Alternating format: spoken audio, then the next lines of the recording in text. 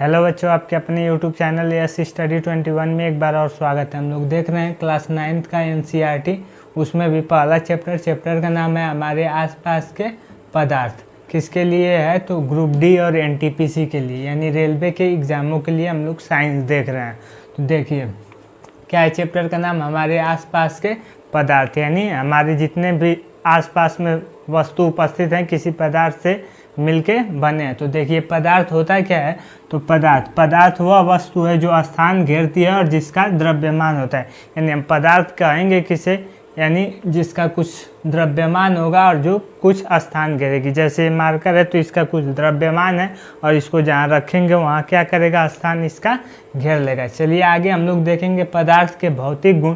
भौतिक गुण क्या होते हैं? पदार्थ कणों से मिलकर बना होता है, यानी पदार्थ जो कोई भी पदार्थ है यानी छोटे छोटे कणों से क्या हुआ है, मिलके बना है। चलिए सेकंड इसका भौतिक गुण देखेंगे पदार्थ का। कह रहा है पदार्थ के ये कण बहुत छोटे होते हैं जिनका अनुमान लगाना कठिन है, यानी जिसको हम लोग नग्न आँखों से नहीं देख सकते, यानी उसका अनुमान लगाना कठिन है कि कितने छोटे छोटे पदार्थों से छोटे छोटे कणों से मिलके पदार्थ बने हैं। चलिए हम लोग आगे देखेंगे पदार्थ के अभिलाक्षणिक गुण। तो पदार्थ के अभिलाक्षणिक गुण में हम लोग पहला गुण देखेंगे।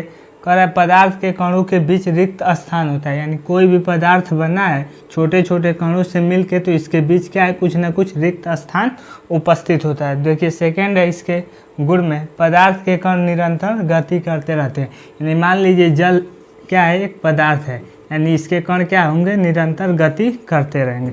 चलिए नेक्स्ट गुण में हम लोग देखेंगे अभिलाक्षणिक गुण में, पदार्थ के कण एक दूसरे को आकर्षित करते हैं। यानी जो भी ठोस पदार्थ होता है एक कण दूसरे कण को क्या करता है, आकर्षित करता रहता है। चलिए नेक्स्ट हम लोग देखेंगे एक नोटिस में संसंजन बल, यानी जो भी पदार्थ होता है एक ही पदार्थ के अणुओं के बीच लगने वाले आकर्षण बल को क्या कहते हैं, संसंजन बल कहते हैं। यानी एक ही प्रकार का पदार्थ रहेगा, इनके अणुओं के बीच जो भी बल लगेगा उसको कौन सा बल कहेंगे, संसंजन बल। इसी में सेकेंड है आसंजक बल। आसंजक बल क्या होता है? तो भिन्न भिन्न पदार्थों के अणुओं के बीच लगने वाले बल को क्या कहते हैं, आसंजक बल कहते हैं। यानी भिन्न भिन्न पदार्थों के अणुओं के बीच, यानी एक पदार्थ दूसरा है, एक पदार्थ दूसरा है, इन दोनों अणुओं के बीच लगने वाले आकर्षण बल को हम लोग क्या कहेंगे, आसंजक बल कहेंगे। चलिए नेक्स्ट देखिए आगे हम लोग देखेंगे पदार्थ की अवस्थाएं। तो पदार्थ की कितनी अवस्थाएं होती है? तो कह रहे पदार्थ को उनकी अवस्थाओं के आधार पर 3 भागों में बांटा गया है। कितने भागों में बांटा गया है? 3 भागों में। पहला भाग है ठोस, दूसरा भाग है द्रव, तीसरा भाग है गैस।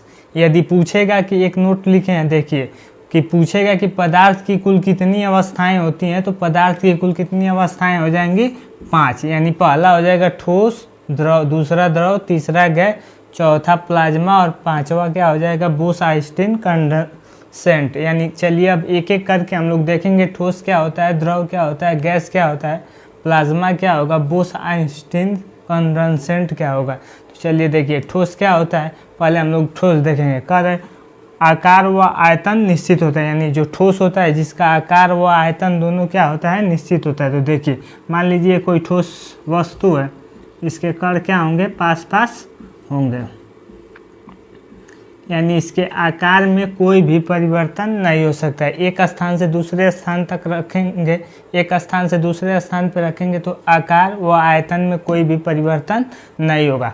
कह रहा है कणों के मध्य आकर्षण बल प्रबल होता है, यानी इनके कणों के मध्य जो होता है आकर्षण बल, एक कण दूसरे को क्या करते हैं, अधिक प्रबलता से खींचते हैं, यानी आकर्षण बल क्या होता है, प्रबल होता है।